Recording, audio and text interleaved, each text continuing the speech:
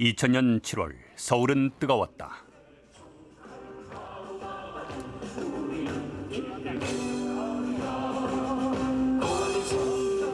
(7년) IMF 체제 이후 2년 반 동안 강도 높은 경제 개혁, 금융 구조 조정을 추진해온 정부.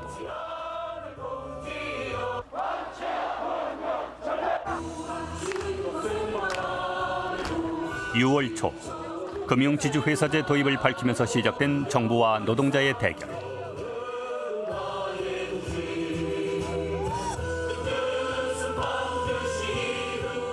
사상 초유의 금융 총파업, 금융 대란이 예고되는 급박한 상황에서 우리는 한편의 드라마를 목격했다.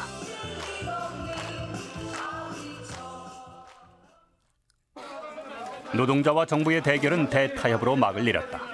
시장에 대한 두려움이 파국을 막아냈다.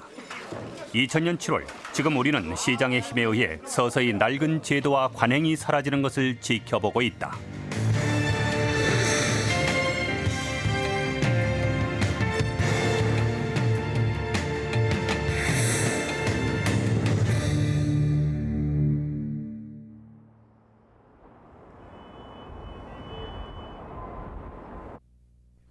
(6월) 초 은행가가 술렁이기 시작했다.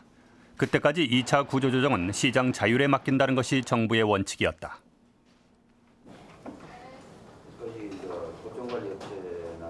6월 7일에 열린 경제장관회의. 그러나 이날 회의에서는 일부 은행에 대한 구조조정을 정부 주도로 할 것이라고 발표했다.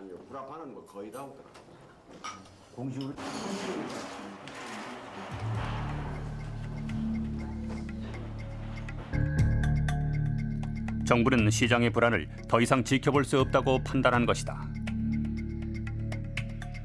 공적 자금이 직접적으로 투입된 은행에 대해서는 정부가 주도적으로 구조조정을 추진하는 것을 앞으로 은행 구조조정의 추진의 기본 원칙으로 그렇게 하겠습니다.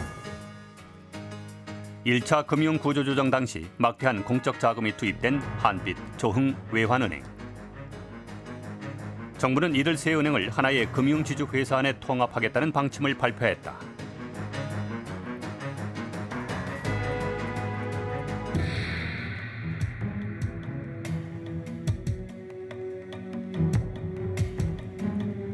금융지주회사제란 하나의 모회사 밑에 은행, 증권, 보험 등을 자회사로 묶는 방식으로 합병과는 달리 각 회사가 독립성을 유지한다.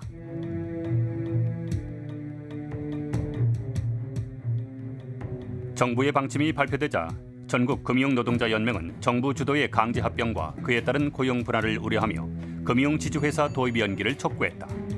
금융지주회사제 도입 문제를 두고 노동자와 정부는 충돌하기 시작했다. 우리 이번 금융지주회사는 기존의 공적 자금이 투입된 은행들, 그래서 1차 구조조정에서 실패했다고 하는 그런 합병은행들, 이미 기존에 합병을 시켜서 실패한 그런 사람들을 대상으로 해서, 그런 조직들을 대상으로 해서 또다시 금융지주회사로 묶는다. 이러면 초대형 부실은행을 만드는 것밖에 없다. 하나의 지주회사의 틀에서 묶어서 정부가 주도적으로 그 부실 채권을 갖다가 묶어가지고 그걸 갖다가 정리를 하고, 또 필요한 경우에는 정부가 자금을 지원해주고, 이렇게 하는 것이 부실 채권을 정리하는데 훨씬 빠르다는 거죠. 그리 안 하고 지금 이 개별 은행들이 노조가 이야기한 식으로 한 3년만 기다려달라 이런 식으로 한다고 하면은 누가 뭐냐면은 그 시장에서 이 부실 채권을 정리한다는 것을 갖다 믿어주겠느냐.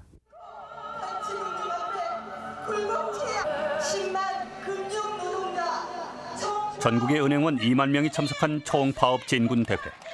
이 집회의 슬로건은 관치금융 철폐였다. 지금껏 40%라는 인원 감축을 통해서 지금 눈물 흘리면서 많은 저희 직원들이 떠났지만 또 한 번 그런 고통 당할 수 없을 뿐만 아니라 저희들은 그동안 금융인들이 너무나 많은 불이익을 받아왔고, 저희가 관치금융이라는 사슬 아래서 너무나 은행들이 힘든 경영을 해왔습니다.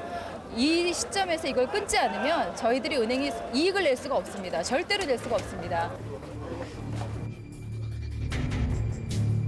이틀 뒤 전국 22개 금융기관의 노조원들이 참가한 파업 찬반 투표. 90%가 넘는 찬성률로 총 파업이 결정됐다.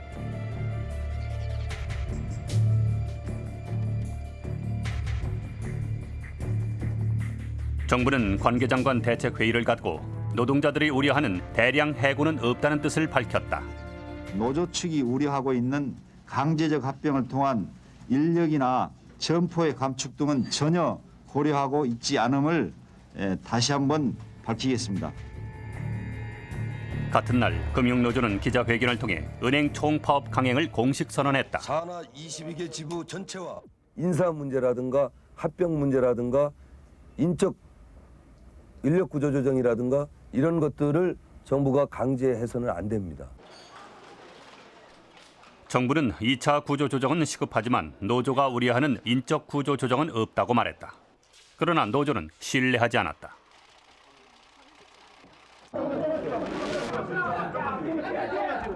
(7월 7일) 첫 번째 협상이 시작됐다.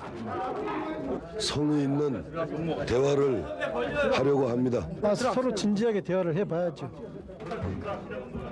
노조는 핵심 쟁점의 하나로 금융지주회사제 도입 연기를 요구했다.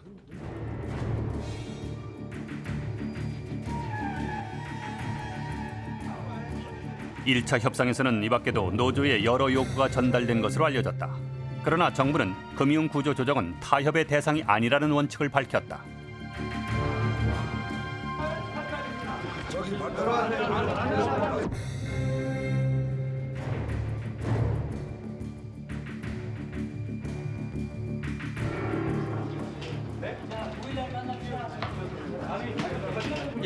(1차) 협상으로 협상 창구는 열렸다. 다시 만난다는 자체가 진전이다 이 말이야.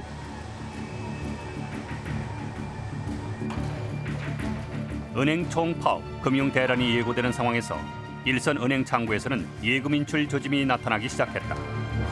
파업 참가를 결정한 은행에서 돈이 빠져나가기 시작한 것이다. 7월 9일 제2차 협상. 정부는 노조의 요구에 대해 금융구조 조정은 파업의 조건이 아니라는 입장을 되풀이했다.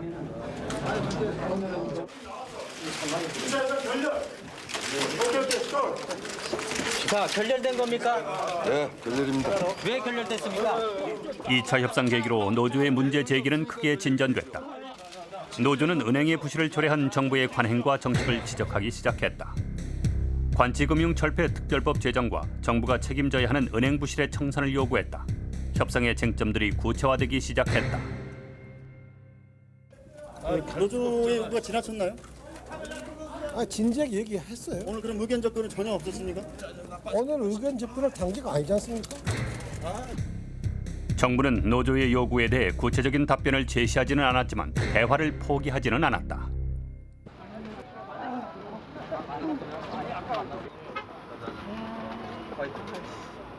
노사가 아닌 노정협상이라는 초유의 현상이 진행되고 있었다. 결국은 그 지난 1차 때보다도 결국은 조금 더 자세한 설명으로 끝난 것 같아요. 내용이 없는 거는요 더 이상 만날 필요 없어요. 자자 고생하십니까? 그러면 인사만 하고 가시라고요. 양측의 견해차는 매우 컸다. 마련하겠다. 관치에 관한 특별법을 얘기할 적에 자기들이 관치는 없애야 된다. 지금 관치 안 하지 않느냐.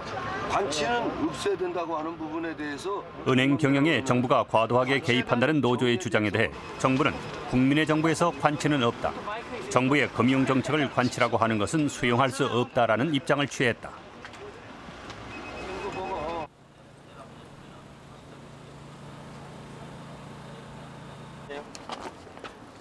그날 밤 이용근 금융감독위원장이 노조 집행부를 방문했다. 어디 계시다 오는 거예요 지금? 어디 계셔? 알았어. 두 사람 비밀 얘기하려는데 내 언론에 얘기해서 되겠어?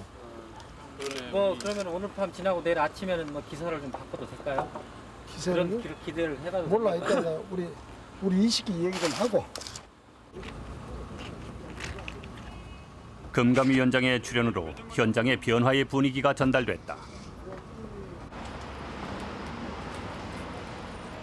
7월 10일 총파업 예고 하루 전 파업에 참가하지 않는 은행들이 늘어나기 시작했다.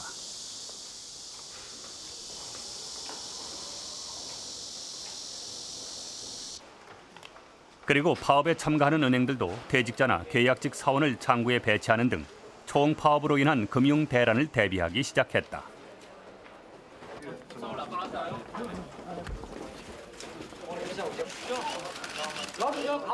7월 10일 밤 10시 20분 제3차 협상.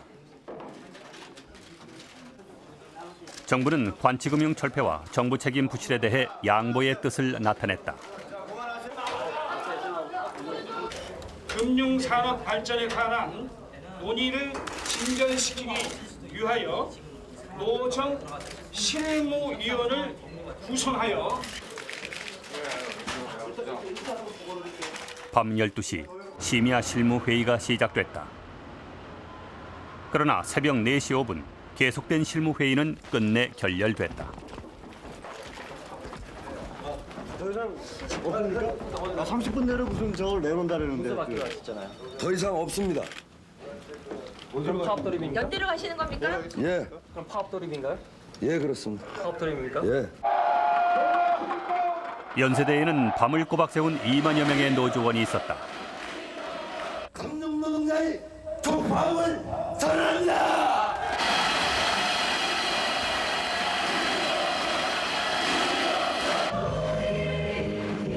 7월 11일 오전 8시 사상 초유의 은행 총파업이 시작됐다.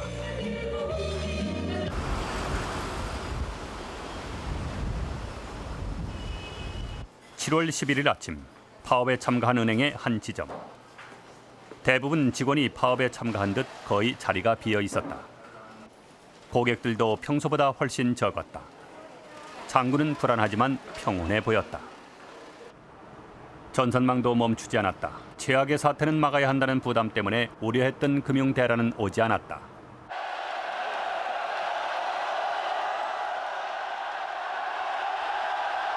그러나 파업 참가 은행에서 빠른 속도로 예금이 빠져나가기 시작했고, 이를 불안해한 일부 은행 노조원들이 업무에 복귀하면서 정부와 노조 양측 모두 시장의 경고를 의식하기 시작했다.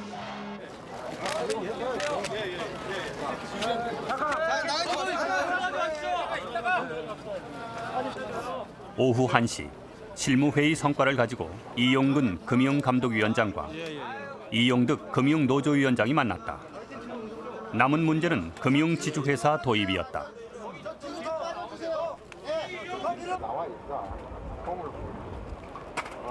두 사람은 곧바로 단독 협상에 들어갔다. 명동성당엔 대타협에 대한 기대가 높아갔다.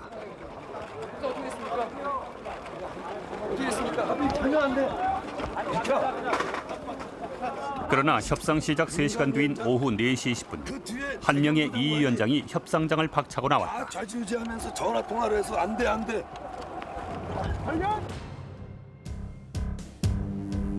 노조는 당초 입장을 수정, 지주회사제 도입은 받아들이지만 대상은행에 대한 기준을 낮출 것을 요구했다. 그러나 재경부가 반대하고 나섰다.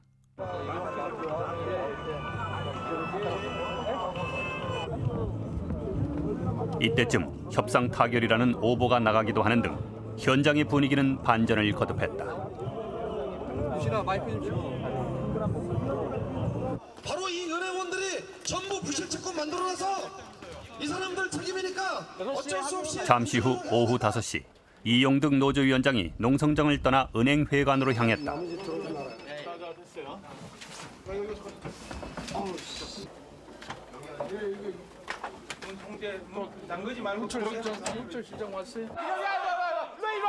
그리고 오후 7시 15분 이용근 금융감독위원장, 이용득 금융노조위원장, 김호진 노사정위원장이 기자들 앞에 나타났다. 마침내 대타협이 이루어진 것이다. 합의문에는 노조가 쟁점으로 내세웠던 관치금융 방지 제도와 정부 책임 부실 해소가 포함됐고, 또 정부가 추진했던 금융지주회사제, 예금 부분 보장제의 시행이 명시됐다.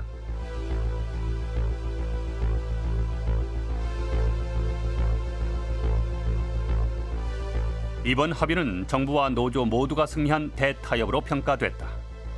그 밑바탕에는 시장의 힘이 있었다. 노조 간의 갈등보다는 이번에는 오히려 그 시장의 힘이 훨씬 더 많이 부각된 측면이 있는 거 있습니다. 그 파업에 참가하는 은행에서부터 파업에 참가하지 않는 대부분의 뭐 소위 우량은행이라는 은행들로 그 자금의 이동이 급격히 이루어짐으로써 정부, 그 노조 그리고 은행들 모두가 그 신속한 구조 조정이 이루어지지 않으면 시스템 전체가 위기 상황에 봉착할 수도 있다는 교훈을 배운 것 같습니다. 이번 노정 합의는 아주 심각한 문제가 파국에 이르지 않고 그 합의에 이르렀다는 의미에서는 긍정적으로 평가를 하지만 지금 문제가 되고 있는 공적 자금의 문제라든지 지주회사법의 어떤 적용 또는 불가피한 어떤 고용 조정의 문제 이와 같은 거에 대해서 문제를 해결한 것이 아니라 다만 문제를 드러낸 상태에서 이렇게 지연시킨 것에 불과하다라는 어떤 판단을 하고 있습니다.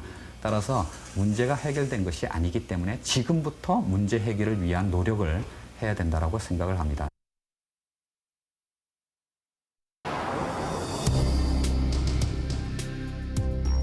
그렇다면 어떻게 이 문제를 풀어나갈 수 있을까? 지난 97년 12월 정부가 IMF로부터 구제 금융을 받은 이후 지금까지의 과정을 되돌아보면 문제 해결의 실마리를 찾을 수 있지 않을까? 당시 정부는 IMF로부터 소요 자금 중 우선 100억 달러, 우리 돈 10조 원을 긴급 지원받으면서 금융개혁의 뼈대가 되는 주요 사항을 이행할 것에 합의했다. 첫째, 지급 불량에 빠진 14개 종금사는 영업 중지 명령을 내리고 이 중 회생 불가능한 종금사에 대해서는 인가 취소 절차를 확정한다.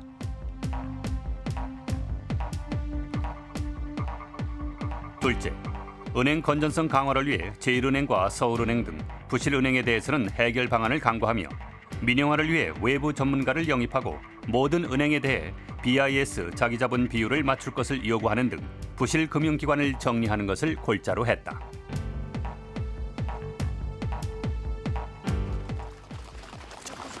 정부는 양적 개혁과 함께 질적 개혁을 추진하기로 하고 신속한 개혁을 위해 금융감독위원회를 설치했다. 부실 종금사들의 철퇴가 내려져 이제 금융감독위원회는 먼저 외환위기의 1차적 원인을 제공했던 중앙, 대한, 한솔, 경남 등 14개 종금사의 영업정지 명령을 내렸고 결국 30개의 종금사 중 20개사가 폐쇄됐다. 98년 6월부터는 부실은행이 퇴출됐다.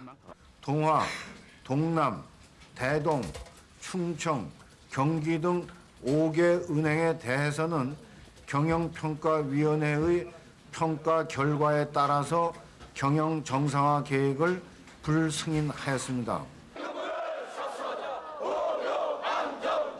부실 금융기관의 퇴출은 사상 유례 없는 초고속으로 이루어졌다. 10개 은행이 퇴출됐고 전 은행원의 34%에 이르는 4만 5천 명이 직장을 잃었다. 그러나 이 과정에서 공정성 시비가 일기도 했다. 부실투성이의 대형 시중은행 대신 소형은행 몇 개만 퇴출시킨 근거가 객관적이지 못하다는 주장이 제기되기도 했다. 그래서 흔히들 그 당시에 평화은행의 경우 노조의 그 배경이 있기 때문에 아마 건드리지 못할 것이라는 생각들은 누구나 다 했었던 것이고 그렇게 결과가 사실 나왔죠. 그러니까 많은 사람들이 정치적인 다른 고려들이 작용했다는 그런 의구심을 가질 충분한 여지는 있었다고 하겠습니다. 당연히 당사자들은 거리로 나서서 정부의 금융구조 조정 정책에 정면으로 반기를 들었다. 정부의 개혁 대상 부문 중 가장 많이 피해를 본 집단이 금융인들이라는 인식이 퍼졌다. 심각한 자금난으로 수많은 기업들이 도산하고 실업자의 수는 200만 명에 달해 사회 문제가 됐다.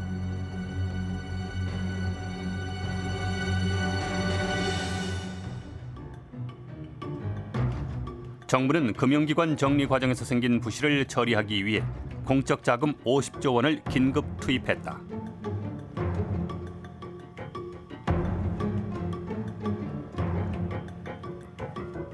이처럼 정부의 신속한 대응으로 다시 한국 경제에 대한 신뢰가 회복되기 시작했다. 외환위기도 위험한 고비는 넘겼다. 달러당 2,000원에 이르던 환율이 진정되기 시작했고 증권시장도 서서히 안정을 되찾아갔다.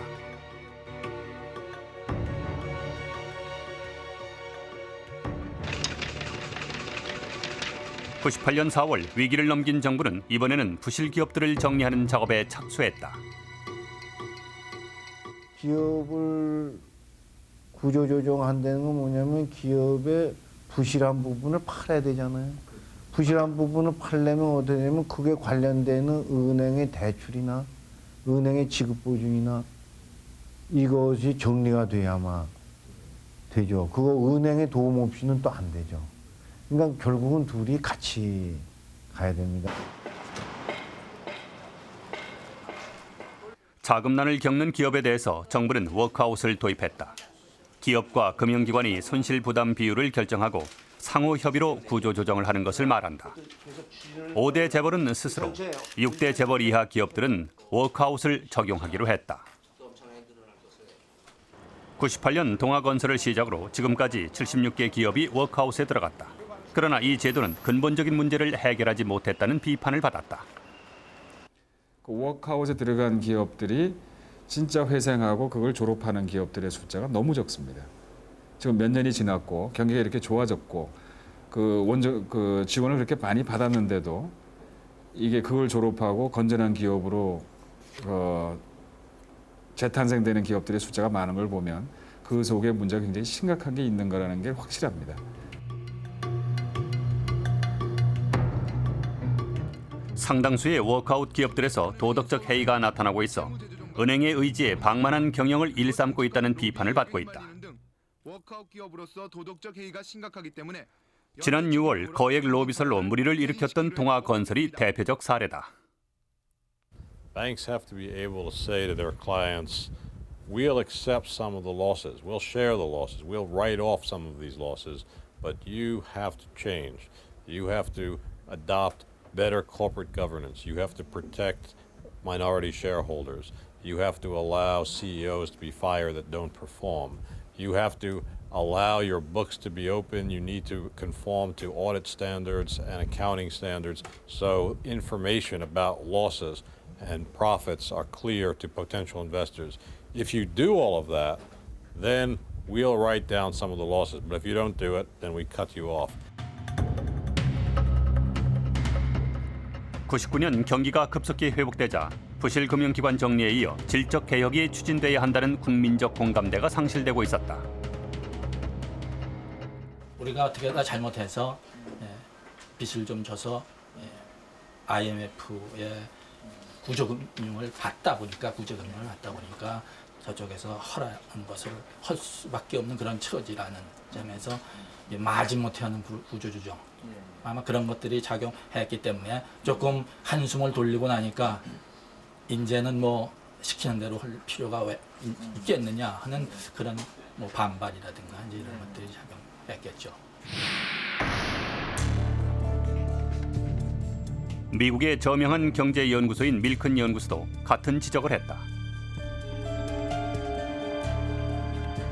게다가 균형을 상실한 구조조정으로 은행에서 투신사로 자금이 몰리면서 새로운 문제가 생기고 있었다. 종금사와 은행의 구조조정은 어느 정도 이루어졌지만 이에 못지않게 부실 상태에 빠져 있었던 투신사의 구조조정이 이루어지지 않은 것이 1차 구조조정의 결정적인 한계였습니다. 이렇게 금융업종별로 구조조정의 강도가 차별화되다 보니까 시중 자금이 매우 급격하게 이동되기 시작을 했습니다. 즉 종금사와 은행으로부터 빠져나온 자금이 투신사로 몰리기 시작을 했는데 그 결과 97년 말에 87조 원에 불과하던 투신사의 수탁고가 불과 1년 반 만에 250조까지 3배로 늘어나게 됐습니다. 물론 그 과정에서 대우그룹을 비롯한 재벌들은 이런 투신사를 통해서 자금 조달을 함으로써 구조조정을 지연시키는 그런 결과도 가져오기로 했습니다. 정부는 출자 전환을 쉽게 하기 위해 먼저 계열 분리를 시킨다는 방침 아래 지난해 7월 자금난에 시달리던 대우그룹이 부도 처리되자 금융시장은 극심한 혼란에 빠졌다. 다소 침통한 표정으로 회견장에 들어선 김우중 회장은 대우그룹의 전체 부채는 40조 원, 특히 IMF 전후에 채권을 집중적으로 발행해 자금을 조달했다. 이를 위해 시장에서의 신뢰를 구축하고 이를 토대로 이미 발표한 구조조정 계획을 철저히 이행하도록 할 것입니다.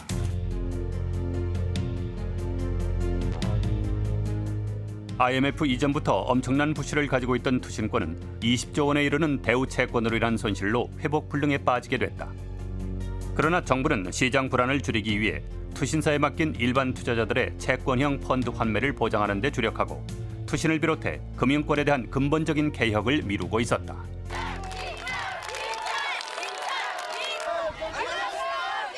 4.13 총선, 정치 논리에 의해 개혁이 미뤄진 게 아닌가 하는 전문가들의 의혹도 있다. 99년도가 모든 전문가들은 구조조정의 적기라고 얘기했죠. 경제 한참 회복 잘 되고 하니까. 근데 그때도 또 구호는 많이 외쳤습니다만 실질적으로 이루어진 구조조정들이 별로 없고. 근데 이제 선거가 끝나고 나서 이번 4월에 선거가 끝나고 나서 또 다시 구조조정하겠다고 나오면서 정치가 이제 지금 이 경제에 너무 그 사이클에서 영향을 많이 주고 있고 실기하는 그런 경우를 많이 만들어내고 있다.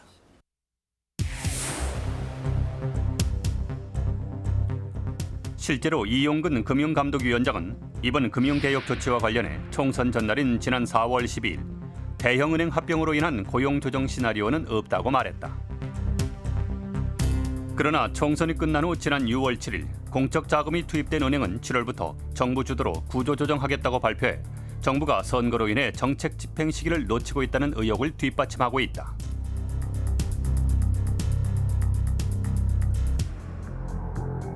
이렇게 구조조정이 지연되고 대우 사태로 인한 채권 손실로 투신권이 회사채를 매입해주는 고유 기능을 상실하게 됐다.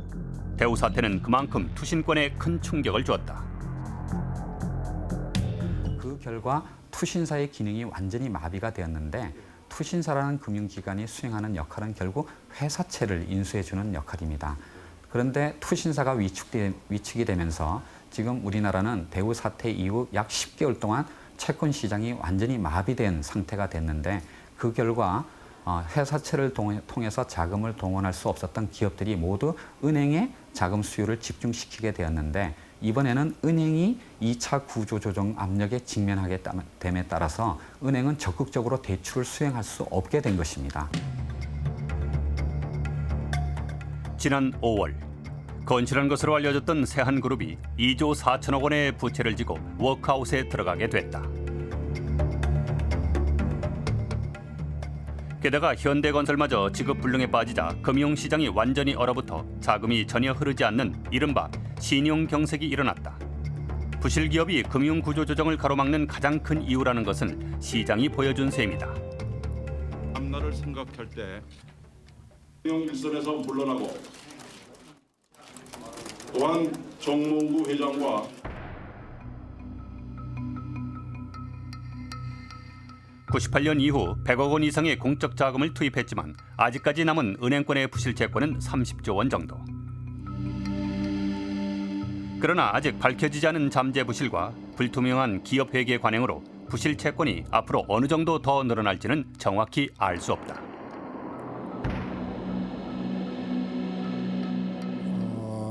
양쪽 은행이 전부 그 부실 여신이 많다 보니까 우선 아무리 저희들이 영업이익을 작년 같은 경우에 저희들이 2조 4천억의 영업이익을 냈습니다만은 그 장사를 해서 돈을 벌어가지고 계속 무수익 여신을 줄여야 되는데 그 줄이는데 한계가 있다는 얘기입니다. 이런 이유 때문에 금융기관들의 자구 노력에도 불구하고 부실 채권은 줄어들지 않고 있다. 아직까지 금융시장이 불안한 가장 근본적인 이유는 제가 볼 때는 아직까지 우리 기업들의 채무 이행 능력이 충분히 향상되지 않았기 때문에 그런 문제가 나온다 이렇게 생각되는데요. 이미 작년에 대우가 그렇게 그 불실화돼서 큰 손실을 다시 금융기관에 안기지 않았습니까? 우리가 98년에 그만큼 불실을 도려내고도 또 그만한 불실이 다시 생긴 거죠. 그리고 또 앞으로도 그런 불실이 계속 생길 가능성이 많이 있습니다. 그건 왜냐하면 기업들이 부채 구조가 충분히 조정이 되지 않았고 아직도 소위 영업이익이 자기들의 이자를 지용할 만큼 따라가지 않는 기업들이 많이 있기 때문에 그런 것입니다. 우리 금융기관들은 지금 외환시장의 전면 개방을 눈앞에 두고 있다. 따라서 금융구조 조정은 더 이상 미룰 수 없는 과제다.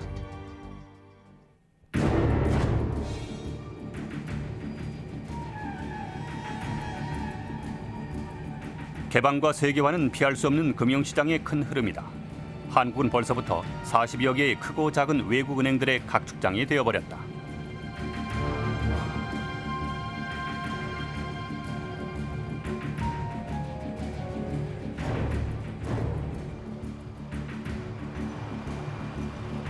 우리 은행들이 IMF 이후 1차 구조조정 이후에도 부실의 늪에서 헤어나지 못하고 있는 상황. 이것은 외국은행들에게 더 큰 기회였다. 특히 시티은행과 체이스은행 등 세계 굴지의 대형 은행들은 최첨단 금융 상품으로 한국 금융시장을 공략, 막대한 이익을 내고 있다.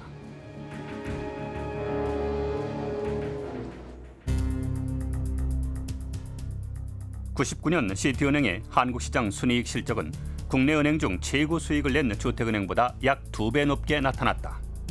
우리나라 16개 시중은행의 자기 자본 대비 수익성을 보면 IMF 이전인 96년의 대표가 될 수 있습니다만 3.49%예요. 근데 우리나라에 와서 영업을 하는 시디뱅크 지점은 시디뱅크는 23.2%예요. 한 6배 정도의 수익률을 올리고 있죠. 물론 99년 자료를 보면 이건 말이 안 됩니다. 왜냐하면 우리 시중은행들에게 마이너스 22%예요. 근데 그 시디뱅크는 유사한 22.3%의 수익을 올리고 있거든요. 수익성이 미국 은행의 똑같은 환경에서 영업 환경에서 하는 시디뱅크에 비해서 6분의 1 정도밖에 안 된다는 건 우리의 경쟁력, 모든 요소들의 집합체로 나타나는 이 경쟁력의 지표로서의 어느 정도에 있는가 짐작이 가실 겁니다. 선진은행들은 철저한 신용 분석과 여신 관리, 그리고 낮은 대출 금리로 국내 은행의 시장 지분을 잠식해가고 있다. 우리 은행의 경쟁력이 크게 뒤지고 있기 때문이다.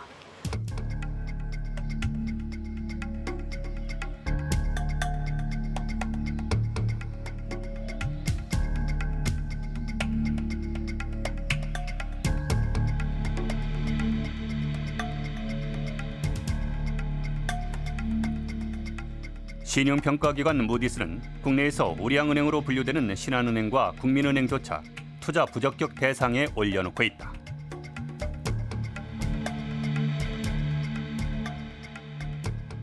신용 등급을 평가하는 중요한 기준이 자산의 건전성, 자본의 건전성뿐만이 아니라 은행들이 금융업이라고 하는 것은 기본적으로 위험을 관리하는 것이기 때문에 위험을 관리할 수 있는 역량을 평가하는 것입니다.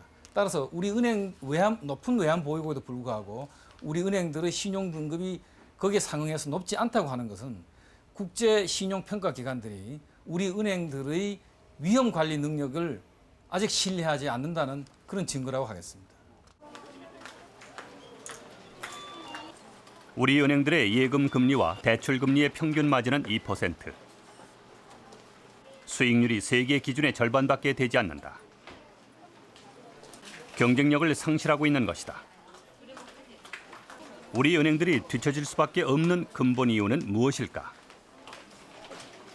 정부가 은행의 경영에 개입하는 대신 은행의 생존을 보장해주는 여러 가지 지원책을 시행을 했기 때문에 궁극적으로는 정부와 금융기관이 일종의 담합하에서 사실은 예금자와 국민의 희생을 강요했던 그런 구조라고 할 수가 있겠습니다.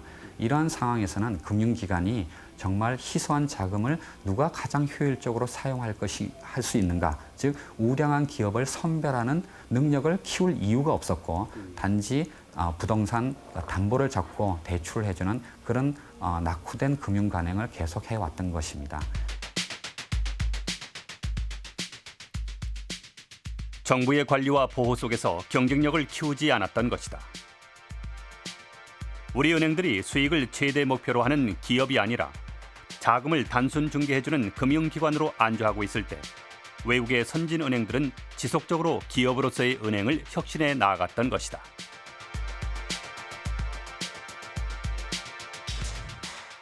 다른 선진국 금융기관들을 보면 은행의 이름을 들으면은 이 은행이 뭘 잘하는구나 하는 그런 개념이 들어옵니다. 시디뱅크 하면은 소비자 금융 쪽에 소비자 욕구를 맞춰주는 기막힌 상품을 남들보다 계속 만들어 나가는 능력이 있는 그런 게 있고요. 우리가 많이 듣는 JP모르간이라는 회사는 소비자 금융보다는 기업들의 그 위험 관리 기술이라든가 거기에 노하우가 엄청나게 쌓여 있는 기업이고요. 경쟁을 통하다 보니까 살아남기 위해서 특화를 한 거죠, 그 기업들이. 우리나라는 아무 특화도 안 하고 똑같은 상품을 하는데 다른 보험이나 증권사, 다른 외국 금융기관들이 유사한 상품을 내놓으니까 장사가 안 되는 겁니다. 그래서 수익은 예상보다 급격하게 떨어지고요. 수익 창출 능력이 없는 거죠. 수익성을 내지 못하는 점포도 그대로 두고 또 수익성이 은행 전체 이익을 내지 못해도 과잉 인력을 그대로 가지고 있고 점포와 조직의 과잉, 또 전략의 부재 이런 것들이 바로 그 외국은행과의 그런 그 경쟁력의 차이가 발생하는 이유라고 하겠습니다. 세계의 은행들은 금융 대개혁의 소용돌이 속에서 강자로 살아남기 위해 몸부림을 치고 있다. 2년 전 시티은행의 모기업인 시티코프와 투자 금융을 주업종으로 하는 트래블러스의 합병은 세계 금융시장에 엄청난 영향을 주었다. I think the combination of former Travelers Group and former Citibank to form the Citicorp to form Citigroup have really put us into the global financial services business like no other. And I think that we, in terms of securities, in terms of banking services, in terms of the lending product, and in terms of the insurance product, have put together a package which is unequaled worldwide. And interestingly, the changes that are occurring almost as we speak. 이제 금융기관의 인수합병과 초대형화는 세계 금융계의 일반적인 추세가 됐다.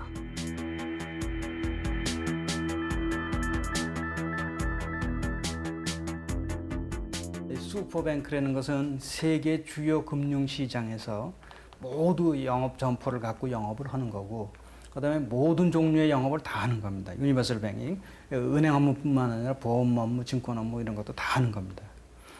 그런 은행이 슈퍼뱅크가 아닌 모든 은행들은 피낸셜 부티크다, 금융 전문점이 될 거다 이렇게 얘기합니다. 근데 금융 전문점이 아닌 슈퍼뱅크, 이것은 세상에 이 지구상에 21세기를 기준으로 했을 때 그런 슈퍼뱅크는 5개 내지 8개 정도가 아마 생길 수 있을 거다 이렇게 얘기합니다. 시티그룹이 지주회사를 통해 경업화, 대형화를 선도함으로써 금융지주회사 제도는 세계 금융업계의 큰 흐름으로 자리하게 됐다. 전 세계적으로 이 금융산업은 3가지 큰 흐름 속에 휘말려 있습니다. 하나는 소위 그 겸업화라는 거다고요. 그러니까 지금 우리가 은행에 가서도 그 보험 상품을 살 수 있듯이 한 금융기관 안에서도 여러 금융 서비스를 받을 수 있는 그런 그 겸업화. 그 다음에 국경을 넘어서서 서로 다른 나라에 들어가서 금융업을 하는 그런 세계화. 그리고 이 정보통신혁명에 의한 어떤 그런 기술적인 변화. 다시 말하면 금융기관과 고객 간의 금융 서비스를 전달하는 방법이 혁신적으로 변화했습니다. 궁극적으로도 멀지 않아서 많은 금융 서비스는 우리가 지금 가지고 다니는 휴대폰 속으로 거의 대부분이 들어갈 수 있게 될 것입니다. 이런 3가지 큰 이 조류 속에 이 금융 산업이 그 대변신을 하고 있기 때문에 여기서 살아남기 위한 그 방법은 바로 규모의 경제와 또는 그 범위의 경제를 가지는 것입니다. 그런 면에서 금융 지주회사라고 하는 것은 우리나라는 말할 것도 없고 이미 전 세계적으로 이 금융 산업을 재편해가는 가장 핵심적인 그런 그 금융 조직의 형태라고 할 수 있습니다.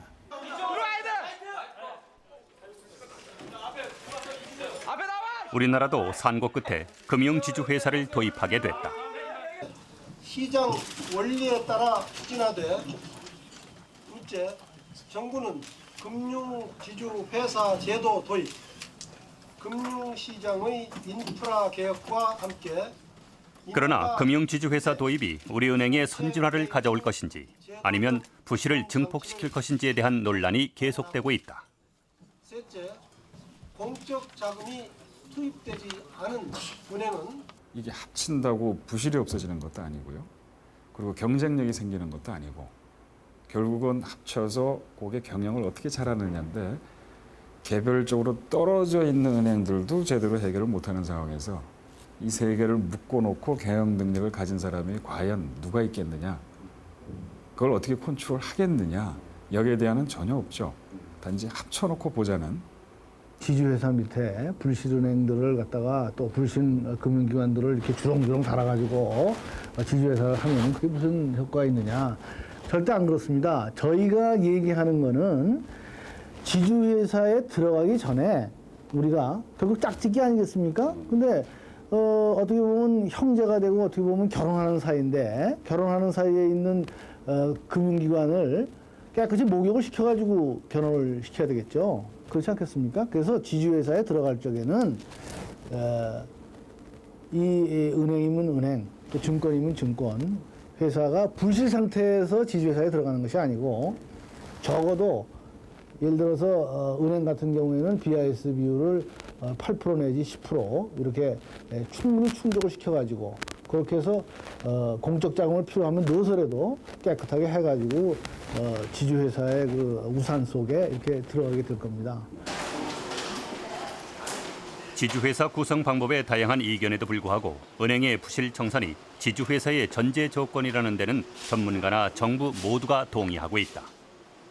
이런 가운데 우량은행으로 분류되는 신한은행이 지주회사 도입 의사를 적극적으로 표명했다.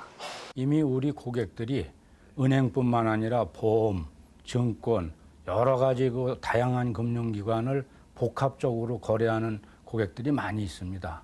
그래서 고객들은 이미 이 종합금융 서비스를 원하고 있는 입장입니다. 그래서 은행에서도 어떻게 하면은 고객들의 편의를 돕고 또 서비스의 질을 높이기 위한 방법이 뭐냐 하는 차원에서 이 종합금융 서비스 체제를 갖출 수 있는 지주회사를 생각을 하게 된 것이고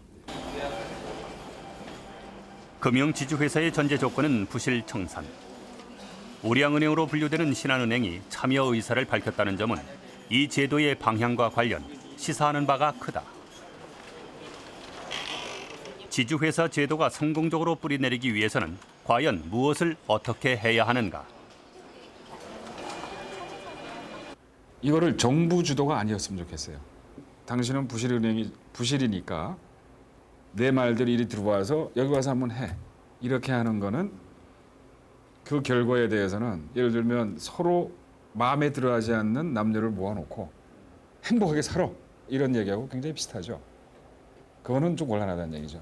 둘이 불꽃이 튀길 때 같이 할 수 있는, 즉 니네 둘은 좋아한다는 조건 하에서 결혼할 수 있어. 그러면 방도 마련해 줄게. 이런 정책이 정부가 필요할 것 같아요. 지주회사 제도가 도입되었느냐, 합병을 하였느냐, 한국의 은행이 몇 개 있느냐, 그리고 뭐 대형 은행이 있느냐 없느냐 그 자체가 중요한 것이 아니라 하겠습니다. 대형화 자체가 중요하다고 하면은 일본의 그 대형 은행들이 지금 힘을 잃고 있을 이유가 없죠. 문제는 크든 작든 지주회사 체제든 합병을 했든 뭘 했든지 간에 한국의 은행들이 이제 수익을 올려서 강한 은행이 되었느냐, 그렇게 됐느냐 안 되느냐가 중요하다 하겠습니다. 세계 시장은 냉혹하다. 변화해야만 생존할 수 있다. 냉혹한 국제 금융 질서에 적응하기 위해서는 글로벌 스탠다드가 요구되는 것이다. 신한은행과 함께 우량은행으로 분류되는 국민은행은 여러 차례 해외 투자 설명회를 가진 경험이 있다.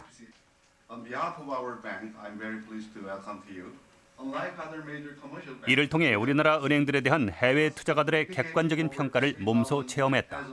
저희가 외국에 나가서 해외 투자자들을 많이 만나다 보면 거의 일관되게 나오는 그 불평이, 그 사람들의 불평이 한국은행에 대해서 아직까지도 이 투명성 문제가 100% 믿을 수 없다 하는 얘기들을 상당히 많이 듣습니다. 그래서 지금 우리가 IMF 이후에 사실 투명성 제고를 위해서 피나는 노력을 하고 있고 전은행들이 이제 많이 좋아졌습니다만은 아직까지도 이 문제에 대해서는 우리가 더 진지하게 접근을 해야 되지 않나. Bookmin's tremendous success is due to its strategy of ensuring customer satisfaction. 투명하지 않은 곳에 투자할 수 없다는 것은 아주 단순한 진리다. This has been its top priority for the past 35 부실 자산으로 수익이 낮다 해도 투명하게 공개하고 성장 잠재력을 납득시키면 투자를 유치할 수 있는 것이다. 해외에 나가서 투자 설명회를 할 때 자랑만 하지는 않습니다.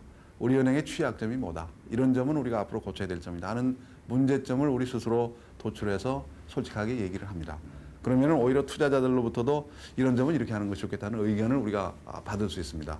그런 점이 상당히 부각되어 있고 또 그런 점을 해소하기 위해서 저희가 사실 피나는 구조조정을 했습니다. 작년만 해도 우리 은행의 사실 경영의 아킬레스건이었던 그 자회사, 자회사 7개를 팔거나 아니면은 폐쇄를 했습니다.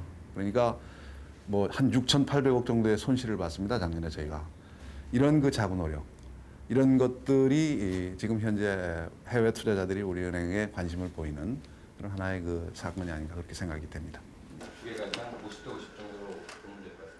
우리 은행들의 가장 큰 약점은 부실한 신용평가와 대출 관리. 이것은 영업 논리를 최우선으로 하지 않았기 때문이다. 이 은행은 엄격한 대출 관리를 위해 신용위원회 제도를 도입했다. 이를 통한 여신 심사는 객관성을 유지하기 위해 다수결로 이루어진다. 신한은행의 대출 관리 능력은 우리나라 은행업계에서 비교적 높게 평가되고 있다. 후발 은행으로 출발을 했기 때문에 창업 초기부터 기업에 대한 대출을 담보보다는 신용대출 위주로 운영을 해왔습니다. 그러다 보니까 자연히 여신 심사, 즉 의사결정 과정부터 그 뒤에 사후관리 과정에 있어서 보다 많은 관심과 주의를 기울일 수밖에 없었습니다.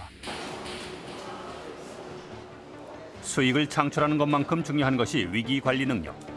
신한은행은 개인 신용과 기업의 경영 상태를 비교적 정확하게 분석할 수 있는 노하우를 통해서 대출 부실을 절반 수준으로 줄일 수 있었다.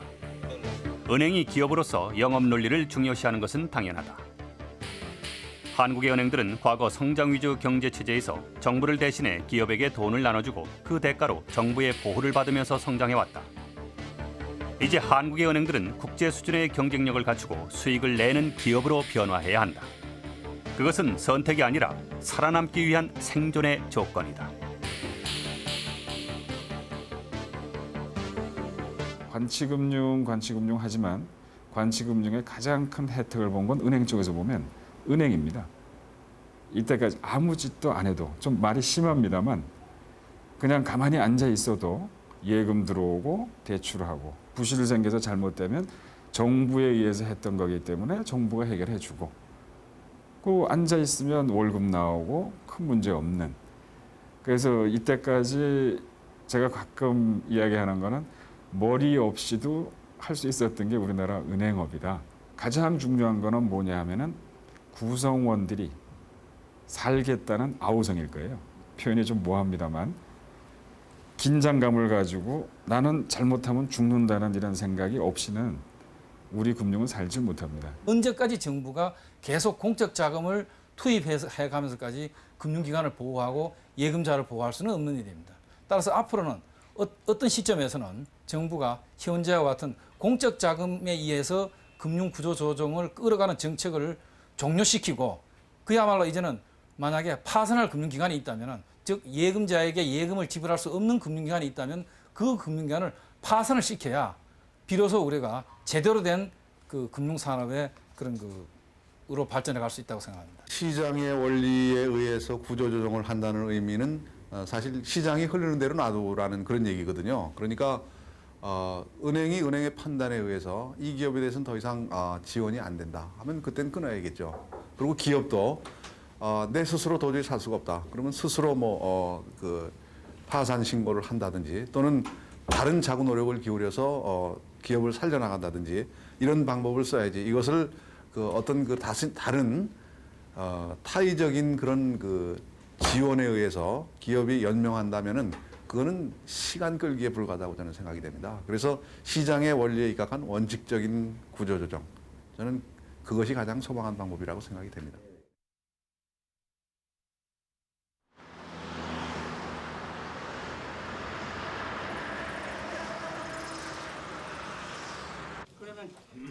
사상 초유의 금융 총파업. 파국을 막은 대타협 합의문에는 우리가 어떻게 해야 하는지 그 해답이 잘 나타나 있다. 그것은 시장의 원리에 따라 개혁을 하라는 것이다. 그렇다면 그 구체적인 과제는 무엇인가?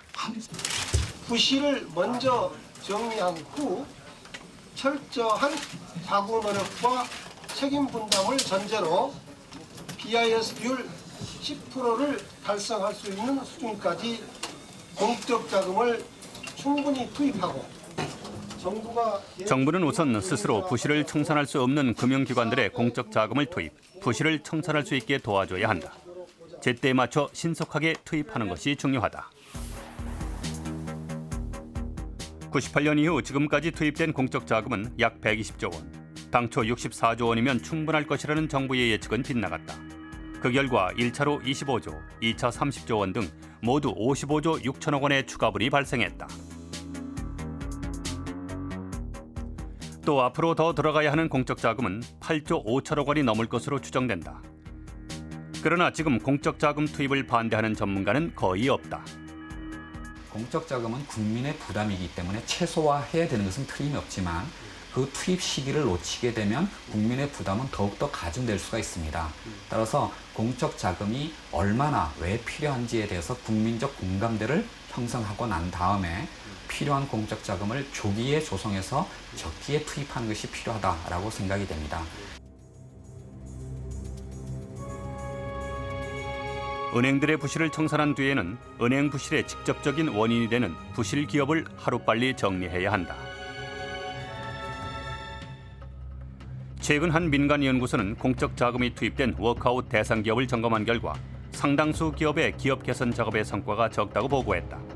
더구나 은행 부실로 넘어올 수 있는 제2금융권의 막대한 부실은 제대로 파악되지 않고 있다. 근데 이제 문제는 그 공적 자금이 과연 적정했느냐, 그리고 그게 잘 쓰여지고 투명하게 관리되느냐, 그리고 지금 들어간 게 충분하냐, 또 앞으로 들어갈 게 얼마냐, 이런 거에 대한 명확한 정부의 설명이라든가 어떤 국민의 믿음이 없기 때문에 자꾸 공적 자금 하면 국민들이 굉장히 낯설어하고 거기에 대해서 거부 반응을 일으키는 그런 결과를 낳는 것 같습니다. 제가 생각하기엔 공적 자금이야말로 그 국민들의 세금 부담과 직결되는 부분이기 때문에 더군다나 도덕적 해이 문제가 증폭될 그런 소지가 있는 부분인 만큼 그 공적 자금 투입에 앞서서 부실 책임에 대한 정확한 그 규명이 있어야 되고, 그다음에 손실 분담 원칙이 가능한 한 지켜지는 모습이 관철되는 것이 가장 중요한 그런 전제 조건이라고 생각이 됩니다.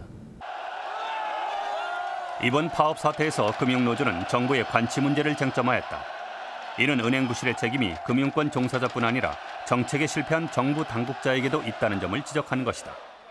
금융 부실에 대한 엄격한 책임 추궁은 또다시 막대한 공적 자금 투입이라는 사태를 예방하는 데 기여할 것이다.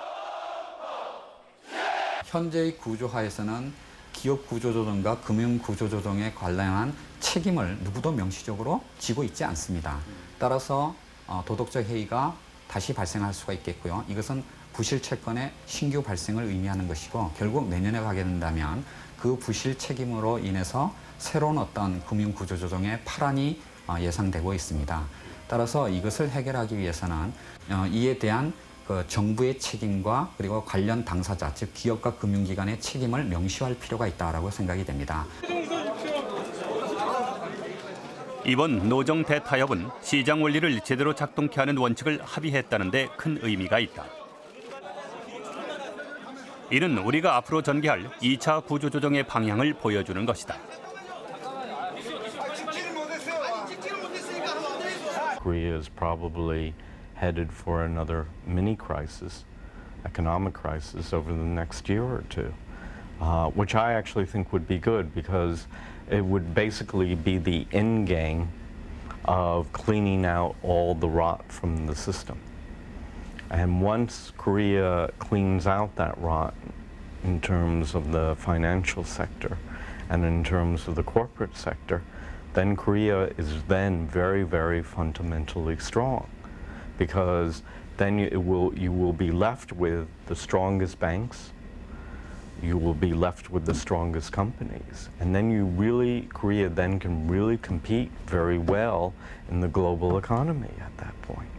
But it really needs to go through to complete this purging process. And of course, nobody wants to go through that because it does mean more pain, more job losses. The government, of course, doesn't want to do it because it means that it will become unpopular. But I think it really is a necessary stage to go through. 정치 논리로 뭘 시장 기능을 갖다가 억제한다든가 마비시키려고 든다든가 정부의 관치라든가 또는 거기에 못지않게 노조의 무슨 집단적인 행동 이런 걸로 그 시장 원리나 시장의 힘을 갖다가 고장나도록 하면은 우리 그 금융 시장의 발전이나 이런 거는 아주 그 상당히 어렵다. 신뢰가 없을 때는 어떤 금융 개혁 노력이라든가 어떤 조치라도 효과를 가지기 참 곤란합니다. 하지만 신뢰의 가장 근본이 되는 건 뭐냐면 정확성과 투명성입니다. 정확한 자료가 나오고 그걸 누구나 검증할 수 있고 또 한 번 이야기하면 꼭 지켜진다는 일관성이 있을 때 사람들은 그걸 믿고 따릅니다.